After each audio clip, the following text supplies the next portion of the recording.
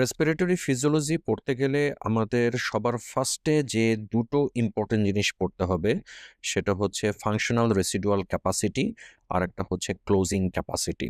তাহলে আমরা ফার্স্টে আলোচনা করি ফাংশনাল রেসিডুয়াল ক্যাপাসিটি বা এফআরসি নিয়ে।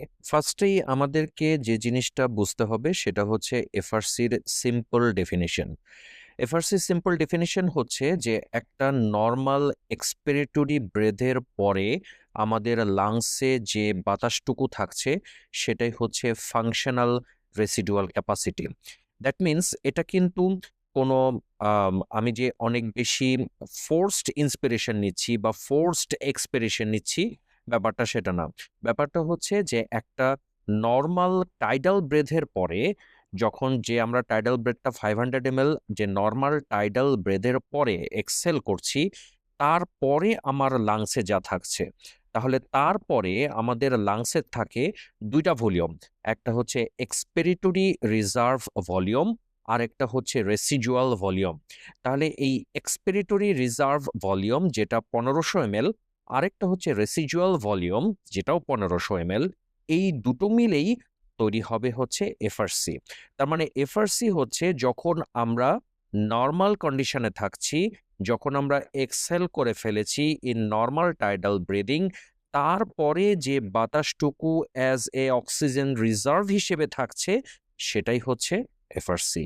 এই এফআরসি কে কিভাবে মেজার করা যায়, এটা পরীক্ষার জন্য ভেরি ইম্পর্টেন্ট একটা কোশ্চেন।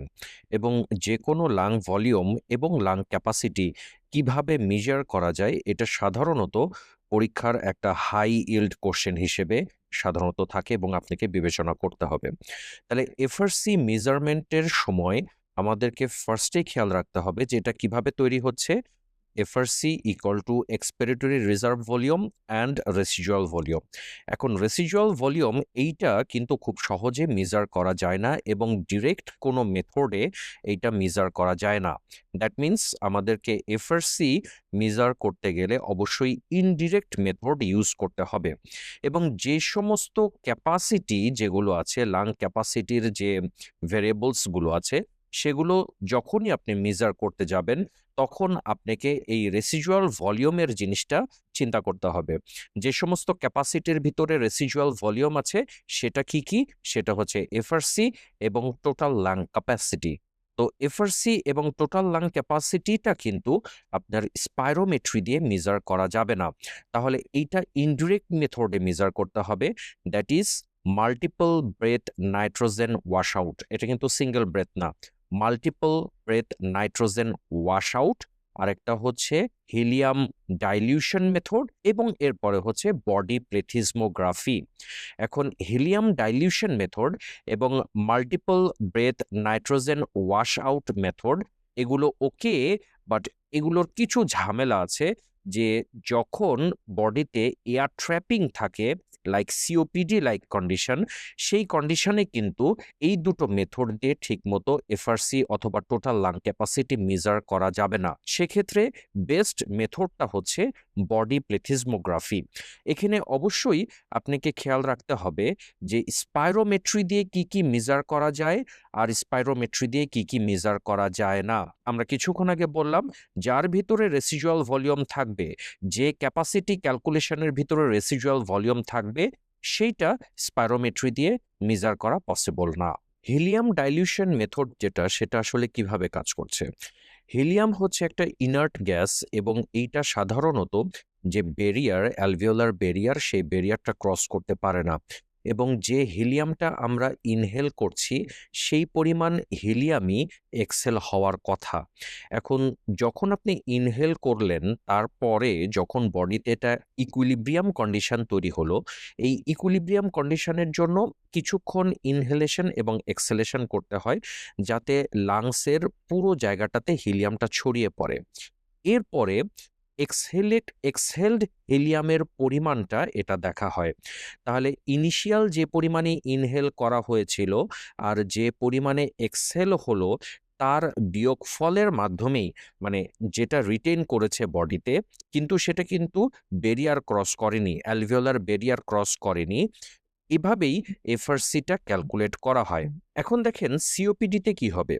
সিওপিডিতে কিন্তু এয়ার ট্র্যাপিং হবে। এয়ার ট্র্যাপিং হবে মানে একদম ডিস্টাল এন্ডের যে ব্রঙ্কিওল যেগুলো আছে সেগুলো কনস্ট্রিক্টেড হবে, এবং এই কনস্ট্রিক্টেড হওয়ার কারণে ওই জায়গাগুলোতে কিন্তু হিলিয়াম পৌঁছাতে পারবে না। যেহেতু হিলিয়াম পৌঁছাতে পারছে না, তার মানে ওই এরিয়ার যে ভলিউমটা সেটা ক্যালকুলেশনের মধ্যে আসছে না, যার কারণে এখানে বলছে যে আন্ডার এস্টিমেট করবে of the lung volume of or the FRC. ঠিক তেমনি multiple breath nitrogen wash out, যেটা আমরা যে এক্সেল করছি এটার ভিতরে নাইট্রোজেন আছে, কারণ আমাদের হোল ইনভায়রনমেন্টে নাইট্রোজেন 79%। যখন আমরা এক্সেল করছি তখন যে এয়ার ট্র্যাপড যে এরিয়া সেখান থেকে কিন্তু নাইট্রোজেনটা বের হচ্ছে না, যার কারণে নাইট্রোজেন ওয়াশ আউট টেস্টেও কিন্তু বলছে যে এটা আন্ডার এস্টিমেট করবে। কিন্তু বডি প্লেথিসমোগ্রাফি, যেটা বয়েলস ল ফলো করে, বডি প্লেথিসমোগ্রাফি আবার যেটা প্রবলেম ক্রিয়েট করতে পারে, যদি সিভিয়ার অবস্ট্রাকটিভ এয়ারওয়ে ডিজিজ হয় তাহলে সেক্ষেত্রে বডি প্লেথিসমোগ্রাফিতে ওভার এস্টিমেশন হতে পারে।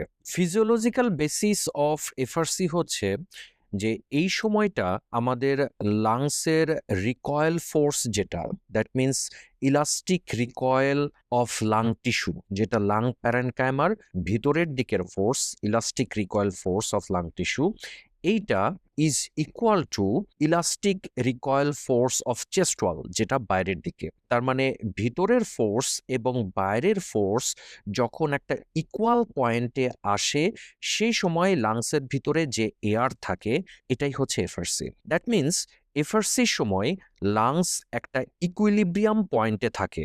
এই জিনিসগুলো এমসিকিউ এর জন্য ইজ ভেরি ইম্পর্টেন্ট। সেটা হচ্ছে যে এইটা একটা ইকুইলিব্রিয়াম পয়েন্টে থাকবে, এই সময় লাংস রিল্যাক্সড কন্ডিশনে থাকবে, এই সময় দুইটা যে অপোজিং ফোর্স সেই অপোজিং ফোর্স ইকুয়াল হবে এবং ইকুইলিব্রিয়াম কন্ডিশনে থাকবে। এবার আসেন একটা ইন্টারেস্টিং এরিয়াতে, সেটা হচ্ছে যে যখন এফআরসি মেইনটেইন হয় আমাদের বডিতে, সে সময় ইন্ট্রাপ্লুরাল প্রেশার কত থাকে।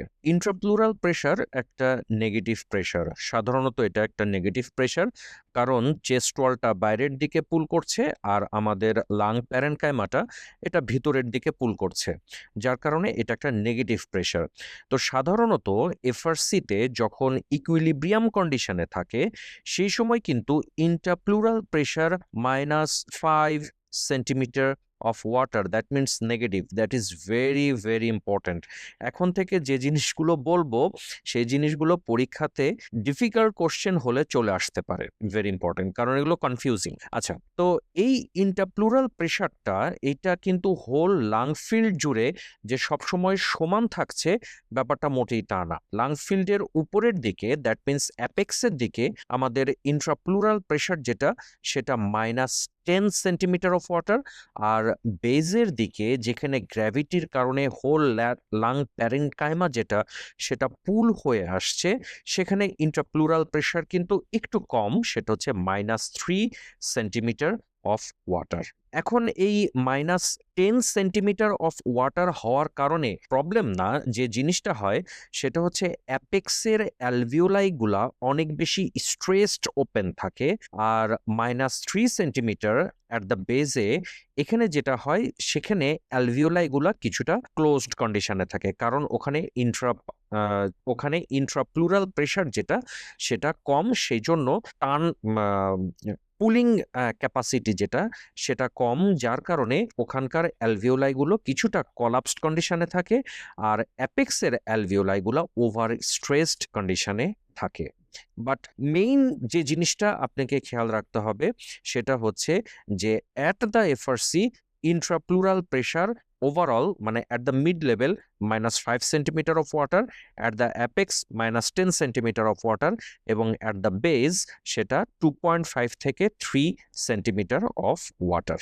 এবার আসেন আরেকটা মজার জায়গা, সেটা হচ্ছে ট্রান্সপালমোনারি প্রেশার। এখন এই ট্রান্সপালমোনারি প্রেশারটা কি? প্রেশারটা হচ্ছে যে আমাদের একটা অ্যালভিওলার প্রেশার আছে আরেকটা হচ্ছে প্লুরাল প্রেশার আছে। তাহলে অ্যালভিওলার প্রেশার এবং প্লুরাল প্রেশার এই দুইটার মাঝখানে যে পার্থক্য সেটাই হচ্ছে ট্রান্সপালমোনারি প্রেশার। অ্যালভিওলাইকে ডিস্টেন্ডেড রাখার জন্য এখানে দেখেন অ্যালভিওলার প্রেশারটা যেরকম ইম্পর্টেন্ট ঠিক তেমনি প্লুরাল প্রেশারটাও ইম্পর্টেন্ট, কিন্তু এই দুইটার ভিতরে যে ডিফারেন্স সেই ডিফারেন্সটা অ্যালভিওলাইকে ডিস্টেনশন রাখছে। তার মানে এই ট্রান্সপালমোনারি প্রেশার হচ্ছে অ্যালভিওলার প্রেশারের বাইরে একটা প্রেশার, যে প্রেশারটা অ্যালভিওলাইকে ওপেন আপ রাখছে। তার মানে ট্রান্সপালমোনারি প্রেশার আমরা যখন হিসাব করছি তখন alveolar pressure minus plural pressure, এখানে প্লুরাল প্রেশার যেহেতু নেগেটিভ তার মানে নেগেটিভ আর আগের মাইনাস, নেগেটিভ নেগেটিভ মিলে পজিটিভ হয়ে গেল। দ্যাট মিনস ট্রান্সপালমোনারি প্রেশারটা কিন্তু একটা পজিটিভ প্রেশার। তাহলে ডিউরিং এফআরসি ট্রান্সপালমোনারি প্রেশারটা পজিটিভ এবং সেটা হচ্ছে পজিটিভ 5 সেন্টিমিটার অফ ওয়াটার। এখন ডিউরিং অ্যানেস্থেসিয়া অথবা ইন ক্রিটিক্যাল কন্ডিশন এই ট্রান্সপালমোনারি প্রেশারটা কিভাবে আমাদের হোল ফিজিওলজিতে এফেক্ট ফেলে। যদি too much positive pressure ventilation যদি করা হয় তখন অ্যালভিওলার প্রেশারটা বেড়ে যাবে। অ্যালভিওলার প্রেশারটা যদি বেড়ে যায় তাহলে প্লুরাল প্রেশার থেকে অ্যালভিওলার প্রেশারটা অনেক বেশি বেড়ে যাচ্ছে। দ্যাট মিনস ট্রান্সপালমোনারি প্রেশারটাও তখন অনেক বেশি বেড়ে যাবে। That means too much alveolar pressure, too much transpulmonary pressure, এভাবে ব্যারোট্রমা তৈরি হবে। তার মানে barotrauma is due to high alveolar pressure and high transpulmonary pressure. আবার ডিউরিং সার্জারি অথবা ডিউরিং অবস্টেটিক কেসের ক্ষেত্রে অথবা ওবিসিটির কেসের ক্ষেত্রে যেটা হয় সেটা হচ্ছে in the dependent part of the lung এখানে প্লুরাল প্রেশার যেটা আছে সেই প্লুরাল প্রেশারটা যেটা নর্মালি নেগেটিভ থাকার কথা সেইটা বেড়ে যেতে পারে। দ্যাট মিনস পজিটিভ হয়ে যেতে পারে। এবং যদি এটা পজিটিভ হয়ে অ্যালভিওলার প্রেশারকে যদি ক্রস করে যায়, প্লুরাল প্রেশার নর্মালি তো নেগেটিভ থাকছে, বাট এইটা যদি পজিটিভ হয়ে অ্যালভিওলার প্রেশারকে যদি ক্রস করে যায় তখন কি হবে? তখন কিন্তু যে দেখেন এখানে alveolar pressure minus plural pressure, কিন্তু প্লুরাল প্রেশার যখন পজিটিভ হয়ে যাচ্ছে তখন এই প্লাস এবং মাইনাস মিলে কিন্তু মাইনাস ট্রান্সপালমোনারি প্রেশার হচ্ছে। যখন মাইনাস ট্রান্সপালমোনারি প্রেশার হবে তখন অ্যালভিওলাইগুলো কলাপস হয়ে যাবে এবং সেই সময় অ্যাটেলেক্টেসিস ডেভেলপ করবে, যার কারণে in obstetric case, in obese patient, in abdominal surgery সাধারণত আফটার অ্যানেস্থেসিয়া সাধারণত অ্যাটেলেক্টেসিস ডেভেলপ করে due to the negative transpulmonary pressure. এবার আসেন ট্রান্সথোরাসিক প্রেশার। এই প্রেশারটা কি?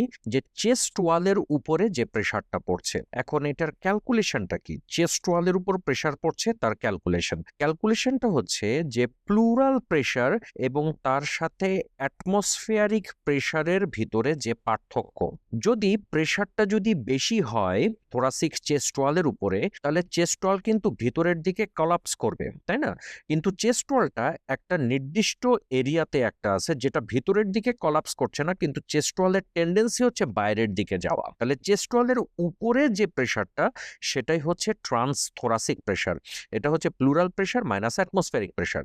তাহলে প্লুরাল প্রেশার যেহেতু নেগেটিভ আর অ্যাটমসফিয়ারিক প্রেশার যেহেতু আমরা এখানে জিরো ধরছি, তাহলে সেক্ষেত্রে আমাদের ট্রান্সপালমোনারি প্রেশার, ট্রান্সথোরাসিক প্রেশার যেটা ট্রান্সথোরাসিক প্রেশার হচ্ছে -5 centimetre of water in FRC.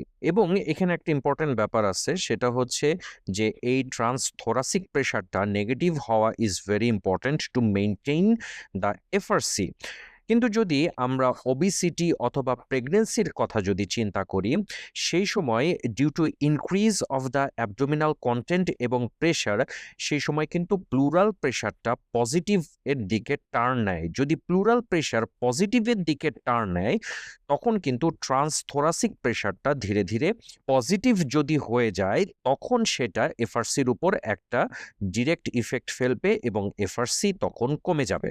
এবং নিউরোমাসকুলার ব্লকিং এজেন্ট যখন ইউজ করা হয় সেই সময় কিন্তু মাসেলের কোনো টোন থাকে না, যার কারণে ট্রান্সথোরাসিক প্রেশার যেটা, সেই ট্রান্সথোরাসিক প্রেশারও কিন্তু সেই সময় কমে যাবে। দ্যাট মিনস এফআরসি তখন রিডিউস হবে। আমরা যদি কম্পারিজন করি যে ডিউরিং এফআরসি ইন্টারপ্লুরাল প্রেশার কত, that is -5 centimetre of water, transpulmonary pressure কত, that is +5 centimetre of water, এবং ট্রান্সথোরাসিক প্রেশার কত, that is -5 centimetre of water. This is very important for the exam. এফআরসির physiological role কি?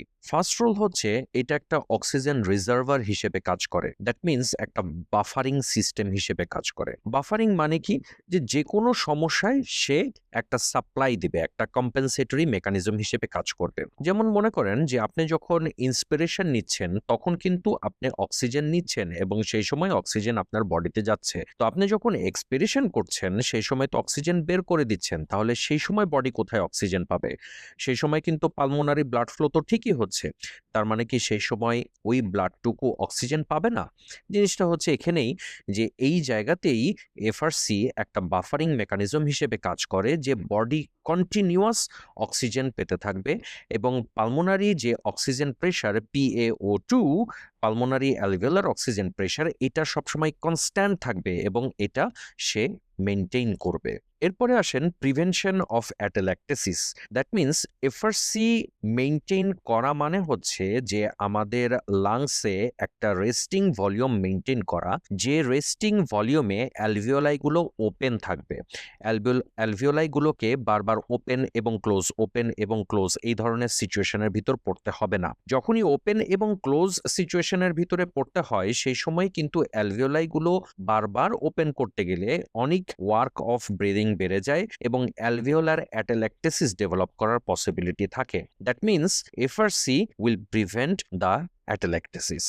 Lastly FRC লাংসের মেকানিক্সকে improve করে মানে হচ্ছে যে অ্যাট এফআরসি লাংসের কমপ্লায়েন্স থাকে সবচেয়ে বেশি, লাংসের ওয়ার্ক অফ ব্রিদিং থাকে সবচেয়ে কম এবং পালমোনারি ভাস্কুলার রেজিস্ট্যান্স থাকে সবচেয়ে কম। এই তিনটা জিনিস এমসিকিউ এর জন্য ভেরি ভেরি ইম্পর্টেন্ট। এবার আসেন যে কোন কোন জিনিস এফআরসি কমায়। This is most important for the exam. তাহলে এখানে 5টা জিনিস এফআরসি কমায়, এই জিনিসটা খেয়াল রাখতে হবে যে 5টা জিনিস। 1 নাম্বার জিনিস হচ্ছে পশ্চার, 2 নাম্বার হচ্ছে যে কোনো অ্যাবডোমিনাল ডিস্টেনশন মানে ইন্ট্রাঅ্যাবডোমিনাল প্রেশার বেড়ে যাওয়া, 3 নাম্বার হচ্ছে পেডিয়াট্রিক্স, 4 নাম্বার হচ্ছে ডিজিজ কন্ডিশন, 5 নাম্বার হচ্ছে অ্যানেস্থেশিয়া। তাহলে ফার্স্টে আসেন পশ্চার। এফআরসি আমরা যখন দাঁড়িয়ে থাকি তখন এফআরসি বেশি, আর সুপাইন কন্ডিশনে এফআরসি কম। যে কোনো সুপাইন কন্ডিশন হলে এফআরসি 20% কমে যায় এবং সেক্ষেত্রে 1 লিটারের মতো এফআরসি কমে যেতে পারে। Abdominal distension, it is due to laparoscopic surgery, obesity, pregnancy অথবা অ্যাকিউট অ্যাবডোমেন কন্ডিশন। ওবিসিটির ক্ষেত্রে এফআরসি 50% পর্যন্ত কমে যেতে পারে। যে কোনো ইন্ট্রাঅ্যাবডোমিনাল ডিস্টেনশনের ক্ষেত্রে এফআরসি কমবে। পেডিয়াট্রিক্সের বেলায় এফআরসি কমবে। এটা খুবই ইন্টারেস্টিং এবং পেডিয়াট্রিক্সের এই জিনিসটা আপনাদের উল্টাপাল্টা হয়ে যেতে পারে উইথ জেরিয়াট্রিক পেশেন্ট। জেরিয়াট্রিক পেশেন্টের ক্ষেত্রে কিন্তু এফআরসি বাড়বে, বাট পেডিয়াট্রিক্সের ক্ষেত্রে এফআরসি কমে যাবে এবং অবস্টেটিকের ক্ষেত্রেও কিন্তু এফআরসি কমে যাবে। লাং ডিজিজগুলো সাধারণত যেগুলো কনস্ট্রিকটিভ লাং ডিজিজ সেগুলোতে রেস্ট্রিকটিভ লাং ডিজিজ, সেই জায়গাগুলোতে এফআরসি কমে যাবে, like pulmonary oedema, ARDS, pulmonary fibrosis, এই সমস্ত জায়গাতে এফআরসি কমে যাবে। পেডিয়াট্রিক্সের ক্ষেত্রে যে এফআরসি কম, এটার কিন্তু দুটো কারণ, চেস্ট ওয়াল এবং লাং প্যারেনকাইমা, দুইটার ক্যারেক্টারিস্টিক্সই ইম্পর্টেন্ট। চেস্ট ওয়ালের যেটা সেটা হচ্ছে যে এদের বাকেট হ্যান্ডেল মুভমেন্ট নেই এবং এদের রিবগুলো হরাইজন্টালি প্লেসড, যার কারণে এদের কিন্তু অ্যান্টেরো-পোস্টেরিয়র এক্সপানশন হতে পারে না। এখন আপনি বলতে পারেন যে পেডিয়াট্রিক যে রিব কেজ যেটা আছে that is more compliant. Yes, that is more compliant, কিন্তু কমপ্লায়েন্স কিন্তু এখানে ইম্পর্টেন্ট, বাট কমপ্লায়েন্সের চাইতে একটা ইম্পর্টেন্ট জিনিস হচ্ছে যে আউটওয়ার্ড যে রিকয়েল ফোর্স, সেই আউটওয়ার্ড রিকয়েল ফোর্সটা more important than the compliance. তাহলে সেক্ষেত্রে যেহেতু রিবগুলো 1 নাম্বার তাদের হরাইজন্টালি প্লেসড এবং তাদের বাকেট হ্যান্ডেল মুভমেন্ট হতে পারছে না, 2 নাম্বার হচ্ছে রিবটা অ্যাডাল্টের মতো রিজিড না। অ্যাডাল্টের রিবগুলো হচ্ছে রিজিড একটা কেজের মতো কাজ করে এবং স্প্রিংয়ের মতো কাজ করে এবং এটা স্প্রিং আউটওয়ার্ড হতে চায়, কিন্তু বাচ্চাদের রিবগুলো হচ্ছে কার্টিলিজিনিয়াস এবং এটা ফ্লপি সিস্টেমের মতো কাজ করে, যার কারণে রিবের আউটওয়ার্ড ফোর্সটা কম। আর লাং প্যারেনকাইমার ব্যাপারটা কি, যে লাংসের ভিতরে তাদের অ্যালভিওলারের সংখ্যা কম, আরেকটা হচ্ছে যে তাদের ইলাস্টিক টিস্যুর পরিমাণটা কম। লাং প্যারেনকাইমার যে কমপ্লায়েন্স, সেটা অ্যাজ এ হোল লাং প্যারেনকাইমার কমপ্লায়েন্সটা কম, এবং বাচ্চাদের এফআরসি এটা কিন্তু ক্লোজিং ক্যাপাসিটির কাছাকাছি। এবার আসেন যে অ্যানেস্থেশিয়ার ইফেক্ট অন এফআরসির উপর যেটা মেইন ইফেক্ট অ্যানেস্থেশিয়া দেওয়ার ফলে, সেটা হচ্ছে এফআরসি কমে যাবে। আপনি সাধারণভাবে মনে রাখেন যে অ্যানেস্থেশিয়া দেওয়ার সাথে সাথে সাধারণত এফআরসি 20% রিডাকশন হয়। এখন এটা কখন হবে? এটা কি স্পন্টেনিয়াস ভেন্টিলেশনে হবে? ডেফিনেটলি এটা স্পন্টেনিয়াস ভেন্টিলেশনেও হবে। এটা যখন মাসল রিল্যাক্সেন্ট ইউজ করা হচ্ছে সেই জায়গাতেও কিন্তু এফআরসি কমবে। আর কোন সময় সাধারণত এফআরসি কমে না? যখন মাসল প্যারালাইসিস হয় না সেই সময় এফআরসি কমে না। দ্যাট মিনস যদি মনে করেন যে আপনি কেটামিন যদি ইউজ করেন তাহলে সেক্ষেত্রে এফআরসি কমবে না। এই জিনিসটা কিন্তু একটু এমসিকিউর জন্য ইম্পর্টেন্ট, যে কেটামিন যদি ইউজ করেন তাহলে এফআরসি কমছে না, বাট ভলাটাইল যদি ইউজ করেন, আইভি অ্যানেস্থেটিক ড্রাগ যদি ইউজ করেন, তাহলে সবগুলোরই কিন্তু কিছুটা মাসল রিল্যাক্সিং ইফেক্ট আছে। তাহলে সেক্ষেত্রে যে যখন এফআরসি কমে যাচ্ছে ডিউরিং অ্যানেস্থেশিয়া, এটার ইফেক্ট কি কি হতে পারে যে রিডাকশন অফ এফআরসির কারণে? এক নাম্বার কথা সেটা হচ্ছে হাইপক্সিয়া ডেভেলপ করতে পারে, দুই নাম্বার কথা হচ্ছে ভিকিউ মিসম্যাচ হতে পারে, এবং তিন নাম্বার কথা লাং কমপ্লায়েন্স, যেটা as a whole lung compliance কমে যাবে। এটা নিয়ে আমরা আলোচনা করব এখনই। আপনি একটা জিনিস এভাবে চিন্তা করেন যে যখনই আপনার পেশেন্টকে অ্যানেস্থেশিয়া দিচ্ছেন ইন সুপাইন কন্ডিশন, সেই সময় তার সুপাইন কন্ডিশনের জন্য কিন্তু 20% রিডাকশন হচ্ছে, আর অ্যানেস্থেশিয়া দেওয়ার জন্য 20% রিডাকশন হচ্ছে। তার মানে 40% তার এফআরসি রিডাকশন হচ্ছে।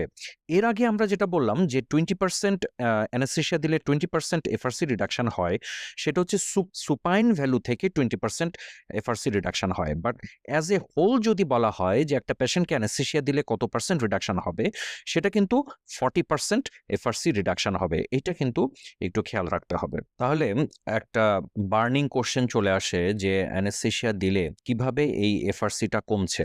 শুধু কি মাসল রিল্যাক্স হয়ে যাচ্ছে যার কারণে এফআরসি কমছে? এখানে 4টা মেকানিজমের কথা বলা হয়েছে, বাট আসলে স্পেসিফিক মেকানিজমটা কি এটা কিন্তু ওভাবে এখনো পুরোটা বলা যায় না, বাট 4টা মেকানিজমের কথা বলা হয়েছে। কি কি সেই মেকানিজম? সেটা হচ্ছে যে ডায়াফ্রামটা রিল্যাক্স হয়ে যাবে, এবং ডায়াফ্রামটা রিল্যাক্স হয়ে যাওয়ার কারণে যে অ্যাবডোমিনাল কন্টেন্ট যেগুলো আছে সেই কন্টেন্টগুলো উপরে সেফালাড মুভমেন্ট হবে। সেফালাড মুভমেন্ট হওয়ার কারণে লাংসের বেজাল যে এরিয়াটা আছে সেই বেজাল এরিয়াতে প্রেসার দিবে, তার মানে শিফটিং অফ দ্য ডায়াফ্রাম। এটা একটা কারণ। 2 নাম্বার কারণটা কি? 2 নাম্বার কারণটা হচ্ছে আমাদের যেটা চেস্ট ওয়াল যেটা আছে সেই চেস্ট ওয়ালের শেপটা চেঞ্জ হয়ে যাবে, বিকজ ইন্টারকোস্টালস যে সমস্ত মাসল যেগুলো আছে সেই মাসলগুলা কিছুটা প্যারালাইজ হবে এবং মাসলের শক্তি কমে যাবে, টোন কমে যাবে, যার কারণে চেস্ট ওয়ালের শেপটা চেঞ্জ হবে। আগের চেস্ট ওয়ালটা যেরকম আউটওয়ার্ড রিকয়েল ফোর্সটা ছিল, সেই আউটওয়ার্ড রিকয়েল ফোর্সটা কিছুটা কমে যাবে, যার কারণে চেস্ট ওয়ালের এই চেঞ্জের কারণে এফআরসি কমবে। এরপরে কি? এরপরে একটা রোল আসে, সেটা হচ্ছে অ্যাটেল্যাক্টেসিস। এখন এই অ্যাটেল্যাক্টেসিস 2টা কারণে হতে পারে। সেটা হচ্ছে যে ডিউরিং অ্যানেস্থেশিয়া আমরা যে high concentration of oxygen use করছি, এইটার কারণে অ্যাবজর্পশন অ্যাটেল্যাক্টেসিস। আরেকটা হচ্ছে যে ডায়াফ্রামের যে শিফটিংটা হয়েছিল, সেই ডায়াফ্রামের শিফটিং এর কারণে বেজাল লেভেলে যে অ্যালভিওলাইগুলো আছে সেই অ্যালভিওলাইগুলোতে প্রেসার দিচ্ছে। এই 2টা কারণেই কলাপস হতে পারে অ্যালভিওলাইগুলার, তার মানে অ্যাটেল্যাক্টেসিস হতে পারে।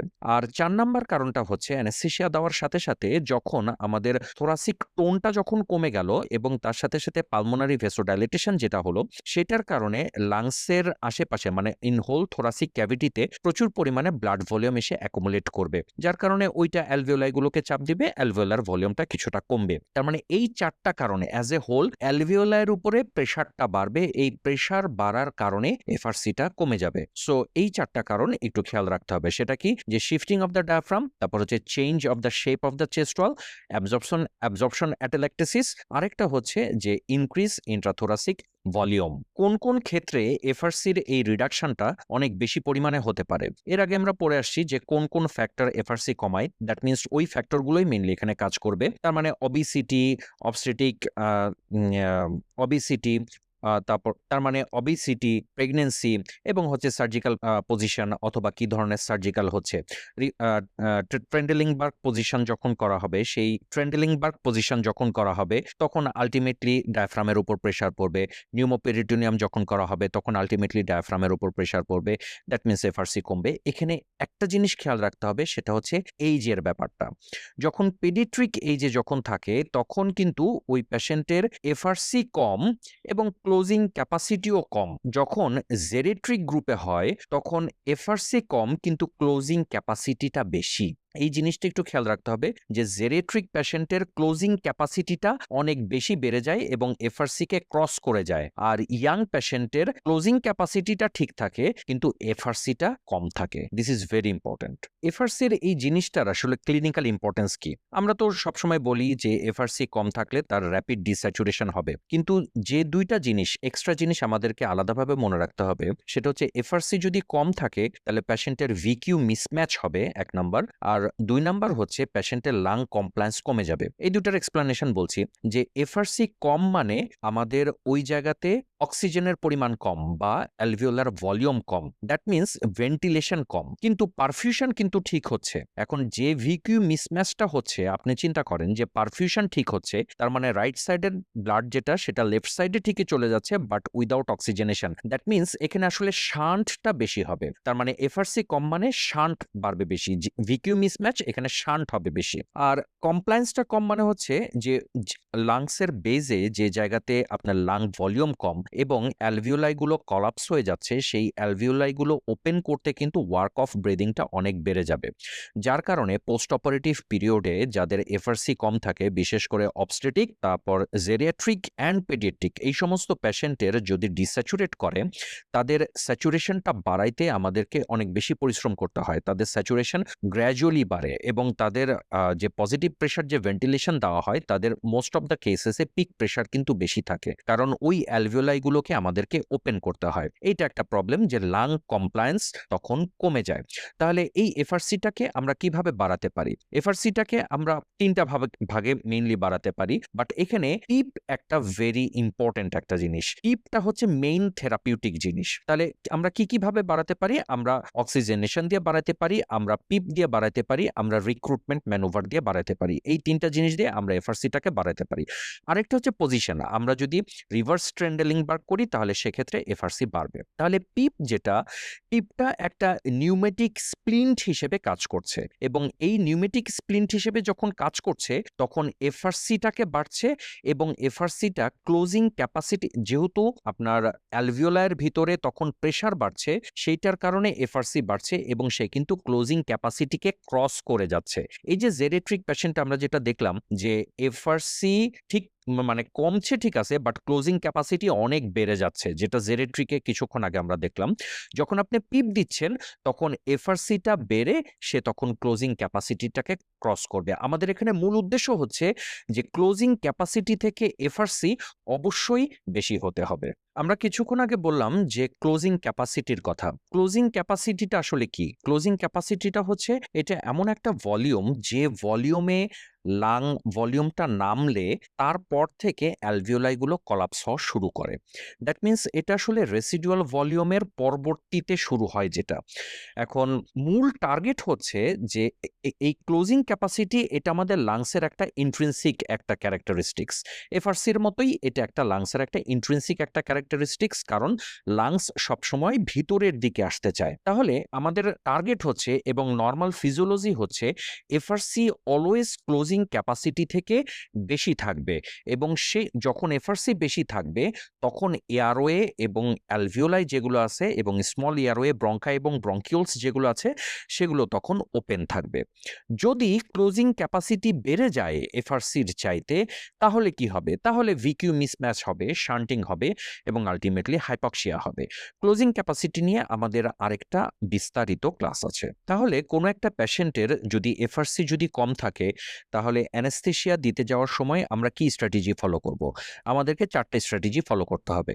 তাকে প্রি অক্সিজেনেশন করতে হবে, তাকে পিপ অ্যাপ্লিকেশন করতে হবে, তার পজিশনিং এর দিকে খেয়াল রাখতে হবে। আরেকটা হচ্ছে ইন্ট্রাঅপারেটিভ পিরিয়ডে রিক্রুটমেন্ট ম্যানুভার ইউজ করতে হবে। এই 4টা জিনিসের মাধ্যমে আমরা এফআরসিটাকে ধরে রাখবো যাতে বডির অক্সিজেনেশন ঠিক থাকে। এখন প্রি অক্সিজেনেশনের যে কথাটা বললেন বা অক্সিজেন, এখন প্রি অক্সিজেনেশন নিয়ে আমরা যে আলোচনাটা করলাম যে প্রি অক্সিজেনেশন করলে আমাদের সেফটি বাড়ে, সিকিউরিটি বাড়ে, কারণ এটা আমাদেরকে একটা টাইম দিচ্ছে বডির অক্সিজেন লেভেল কমে যাওয়া থেকে।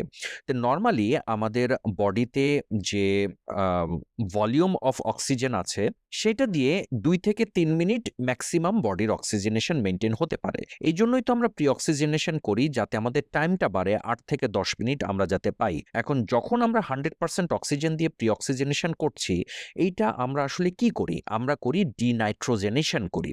দ্যাট মিনস আমাদের হোল এফআরসিতে যে 79% নাইট্রোজেন ছিল সেই নাইট্রোজেনটাকে আমরা দূর করে দেই এবং সেখানে আমরা অক্সিজেন দেই এবং অক্সিজেন দিয়ে আমরা ফিল আপ করি। তার মানে ওখানে 2400 ml থেকে 3 লিটারের মতো ওখানে অক্সিজেন থাকে, যেটা আমাদের বডির যে oxygen consumption 250 ml per minute সেইটা পূরণ করবে। দ্যাট মিনস আমাদেরকে 8 থেকে 10 মিনিট একটা সময় দিবে। কিন্তু এখানে যেটা প্রবলেম হয় সেটা হচ্ছে নাইট্রোজেন একটা ইনার্ট গ্যাস এবং এই গ্যাসটা বডিতে সাধারণত খুব সহজভাবে অ্যাবজর্ব হতে পারে না। ব্যারিয়ারটা খুব সহজভাবে সে ক্রস করতে পারে না। দ্যাট মিনস এই নাইট্রোজেনটা অ্যালভিওলার ভিতরে থাকে এবং অ্যালভিওলাইটাকে সে ফুলিয়ে রাখে। দ্যাট মিনস অ্যালভিওলার স্ট্রাকচারটাকে সে মেনটেন করে। বাট যখনই আমরা অক্সিজেন দিচ্ছি, অক্সিজেন খুব সহজে পাস হতে পারে এবং ধীরে ধীরে অ্যালভিওলাইটা সংকুচিত হতে থাকে এবং এভাবেই কিন্তু অ্যাবজর্পশন অ্যাটেলেক্টেসিস তৈরি হয়। দ্যাট মিনস আমরা যখন প্রি অক্সিজেনেশন করছি তখন আমরা পেশেন্টকে মোর প্রোন টু অ্যাবজর্পশন অ্যাটেলেক্টেসিসের দিকে নিয়ে যাচ্ছি। তার মানে আমাদের এফআরসি মেনটেনের জন্য প্রি অক্সিজেনেশন ডেফিনেটলি একটা ফ্যাক্টর এবং ইন্ট্রাঅপারেটিভ পিরিয়ডে আমরা তো পিপ মেনটেন করছি, যেটা একটা নিউমেটিক স্প্লিন্ট হিসেবে কাজ করছে। আরেকটি ইম্পর্টেন্ট জিনিস হচ্ছে অ্যালভিওলার রিক্রুটমেন্ট ম্যানুভার। এখানে 30 থেকে 40 centimetre of water positive pressure use করা হয়, যে অ্যালভিওলাইগুলো কলাপস হয়ে গিয়েছে সেই অ্যালভিওলাইগুলোকে তার নিজের শেপে নিয়ে আসার জন্য। তার মানে তাদেরকে রিক্রুট করার জন্য আমাদের হোল পালমোনারি সিস্টেমে তাদেরকে আমরা রিক্রুট করছি, যে এটা এই জন্য এটাকে বলছে যে অ্যালভিওলার রিক্রুটমেন্ট ম্যানুভার, এবং এটার মাধ্যমে কলাপসড অ্যালভিওলাইগুলোকে রিক্রুট করা হয়। এখন ইন্ট্রাঅপারেটিভ পিরিয়ডে 100% অক্সিজেন তো ইজ ভেরি ব্যাড। সাধারণত 60% অক্সিজেনের নিচে FiO2 আমাদের ইউজ করা উচিত। সাধারণত 30 থেকে 40% অফ FiO2 ইজ আইডিয়াল এবং আমাদের স্যাচুরেশন লেটেস্ট বইগুলোতে বলছে যে 94% স্যাচুরেশন মেনটেন করলেই চলবে, কারণ আমরা এখানে অ্যালভিওলার কলাপসটাকে প্রিভেন্ট করতে চাচ্ছি। আমরা কোনো মতেই চাই না যে এখানে অ্যাবজর্পশন অ্যাটেলেক্টেসিস হোক। আর কি কি সিস্টেম আছে আমাদের এফআরসি বাড়ানোর জন্য? আর যে দুটো এক্সট্রা সিস্টেম আছে সেটা হচ্ছে সিপ্যাপ ইউজ করা, যেটা পেশেন্ট স্পন্টেনিয়াস ব্রিদিং এর সময় সিপ্যাপ ইউজ করবে এবং এটাও কিন্তু একটা স্প্লিন্টিং মেথড হিসেবে কাজ করবে যে অ্যালভিওলাইগুলোকে রিক্রুট করার জন্য। আরেকটা হচ্ছে ইনসেন্টিভ স্পাইরোমেট্রি। এটা সাধারণত ওবিস পেশেন্টের সার্জারির সময় কিন্তু আমরা দিয়ে থাকি, যেটা কোভিডের সময় ইউজ হতো এবং সেখানেও কিন্তু আমাদের অ্যালভিওলাইগুলো রিক্রুট হয়। যখন আমরা ডিপ ইনহেলেশন নিচ্ছি সেই সময় কিন্তু বোথ প্রেশার এবং ভলিউম গিয়ে আমাদের এফআরসি কে বুস্ট আপ করছে। এবার একটা জায়গায় আসি, সেটা হচ্ছে যে কোন কোন ফ্যাক্টর সাধারণত এফআরসি বাড়ায়। ডিজিজ ফ্যাক্টরের ভিতরে যেগুলো অবস্ট্রাকটিভ এয়ারওয়ে ডিজিজ যেগুলো আছে সেগুলোতে এফআরসি বাড়ে। কারণ কি? এমফাইসিমার কথা যদি চিন্তা করেন, এখানে অটোপিপ তৈরি হয়। দ্যাট মিনস এই জায়গাতে এয়ার ট্র্যাপিং হয় এবং লাংসের যে ইলাস্টিক যে টিস্যুগুলো আছে সেই ইলাস্টিক টিস্যুর ডিস্ট্রাকশন হয়, যার কারণে কিন্তু এইটার এমফাইসিমাটাস যে অ্যাপিয়ারেন্স ব্যারেল শেপ চেস্ট, সেই ব্যারেল শেপ চেস্টটা আমরা দেখতে পাই। তার মানে এখানে এফআরসি বাড়ছে। টিপ অ্যাপ্লিকেশন করলে এফআরসি বাড়ছে। আরেকটা কি? Ageing procedure. এইজিং প্রসিডিওরের ভিতরে এইটা ঠিক আছে, ক্লোজিং ক্যাপাসিটি বাড়ছে এবং এইটা এফআরসি কে ক্রস করে যাচ্ছে, বাট এফআরসিও নর্মাল এজের তুলনায় কিছুটা বাড়ে এবং এইটা বাড়ার কারণ হচ্ছে যে ইলাস্টিক টিস্যুর যে ডিস্ট্রাকশন হচ্ছে এইজিং প্রসিডিওরের মাধ্যমে, সেখানে লাংসের যে ইনওয়ার্ড যে রিকয়েল ফোর্স, যেটা সেই ইনওয়ার্ড রিকয়েল ফোর্সটা কমে যাচ্ছে। যদি নর্মালি আপনাকে বলা হয় যে তিন ভ্যারাইটির অফ পেশেন্ট দিয়ে যে অবস্টেট্রিক এফআরসি কমে, পেডিয়াট্রিক এফআরসি কমে, কিন্তু এইজিংয়ে এফআরসি বাড়ে। যদি আপনাকে বলা হয় যে জেরিয়াট্রিক পেশেন্টের ক্ষেত্রে এফআরসি কেন কমে, যদি আপনাকে বলা হয় যে জেরিয়াট্রিক গ্রুপে এফআরসি কেন কমে, তাহলে সেক্ষেত্রে আপনাকে ওই সময় আনসার দিতে হবে যে ঠিক আছে, জেরিয়াট্রিক গ্রুপে এফআরসি কমে না, বাট ক্লোজিং ক্যাপাসিটিটা বাড়ে। জিনিসটা হচ্ছে এরকম যে এফআরসি কমে না, এফআরসি স্ট্যাগনেন্ট থাকে অথবা কিছুটা বাড়ে, বাট ক্লোজিং ক্যাপাসিটি বেশি বেড়ে যায়। সাধারণত অ্যাট দ্য এজ অফ 44 অথবা 45-এ আপনার সুপাইন কন্ডিশনে ক্লোজিং ক্যাপাসিটি এবং এফআরসি সমান থাকে, কিন্তু at the age of the 64 অথবা 65-এ যখন স্ট্যান্ডিং পজিশনে থাকে সেই সময়ই ক্লোজিং ক্যাপাসিটি এবং এফআরসি সমান থাকে। তার মানে বুঝতেই পারছেন যে বয়স যত বাড়বে তত ক্লোজিং ক্যাপাসিটি বাড়ছে, বাট এফআরসি বয়স বাড়ার সাথে সাথে হয় সমান থাকে অথবা কিছুটা বাড়ে because of the destruction of the elastic tissue. তার মানে আমরা অ্যাজ এ হোল একটু চার্টটা দেখে নিই যে কোন কোন ক্ষেত্রে এফআরসি গুলো বাড়তে পারে। যদি স্ট্যান্ডিং পজিশনে থাকে তাহলে এফআরসি বাড়বে, যদি হাইট যদি বাড়ে তাহলে এফআরসি বাড়বে, কিন্তু যদি ওয়েট যদি বাড়ে তাহলে এফআরসি কমে যাবে। যদি ইমফাইসিমা, অ্যাজমা, সিওপিডি হয় তাহলে সেক্ষেত্রে এফআরসি বাড়বে। যদি পিপ ইউজ করা হয়, সিপ্যাপ ইউজ করা হয় তাহলে সেক্ষেত্রে এফআরসি বাড়বে। তাহলে অ্যাট লাস্ট আমাদের মূল জিনিসটা হচ্ছে এফআরসি রিলেটেড, যে আমাদের লাং ভলিউম এবং ক্যাপাসিটির যত সূত্র আছে, যত অঙ্কগুলো আছে, সেই অঙ্কগুলো কিন্তু আমাদের পরীক্ষার জন্য ভেরি ইম্পর্ট্যান্ট। এফআরসিটা কিভাবে তৈরি হচ্ছে, এফআরসির ফিজিওলজিক্যাল ক্যারেক্টারিস্টিক্সগুলো কি কি, অ্যানেস্থেশিয়ার ইফেক্ট কি অন এফআরসি, কোন কোন জিনিসগুলো এফআরসিকে বাড়ায়, কোন কোন জিনিসগুলো এফআরসিকে কমায়, আপনি কিভাবে এফআরসি ম্যানেজ করবেন, এফআরসির সাথে ক্লোজিং ক্যাপাসিটির relationship, these are very important for the exam.